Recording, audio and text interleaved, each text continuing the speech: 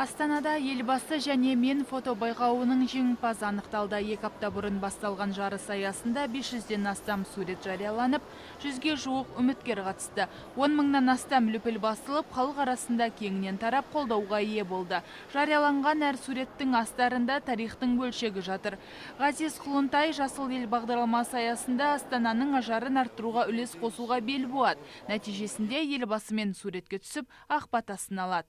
Кез келген адамның бұл бұйыратын нәрсе емес, елбасымен кездесіп, суретке түсу, тек қана суретке түсіп қоймай, оның ақыл кеңесін естіп, диалог құру ол.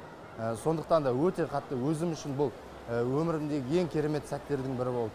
Елбасы ең алдымен мамандығымды сұрады, ол кісіге айтып, өте мамандығым осы инженер болғандықтан ол кісі қазіргі таңда осындай инженерлердің бізде жетіспеушілігін айтып, осындай болашақта оқуларын жақсы оқып, Қазақстан дамуына үлестерін қосыңдар деп осындай өз ақыл кеңесін айтқан болатын. Байқауда бақ сынағандардың басым бөлігін жастар құрайды. Белсенділер қоғамдық жұмыстарға атсалысып, қатарларының алда болуға тырысты. Нәтижесінде республикалық байқауға қатысып, үздік танылды. Елбасымен бірге көшет отырғызып, еліміздің Астана қаласының жанында белде орманына барып, жасыл желекте көшет отырғызған болатынбыз. Бұл деген үлкен мен үшін қуаныш, бұндай мүмкіндік әрбір азаматқа бұйыра бермейтін бақ. Сол себепті өздеріңіз көріп отырғандай, мен осы жас мезгілінде жасыл еңбек жасақтарында жұмыс жасай отыра, елбасымыз жылда келетін жасыл белдеуге келіп, сол жерде 80 мың километр гектарды қазір алып отыр, 100 мың гектарға дейін жеткізеді деген жоба бар. 2020-да сол себепті елбасымен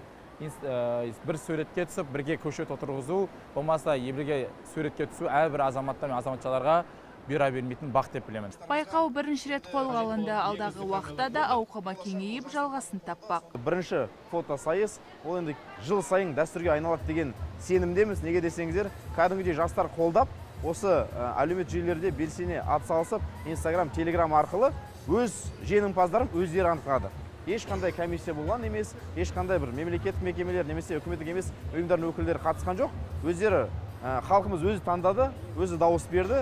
Ең көп лайк жинаған адам бүгін жеңімпаз болып атанды. Бәрі ашық түрде өтті. Ол шын айтқанда жастарды өте қуантады деген ойдамыз.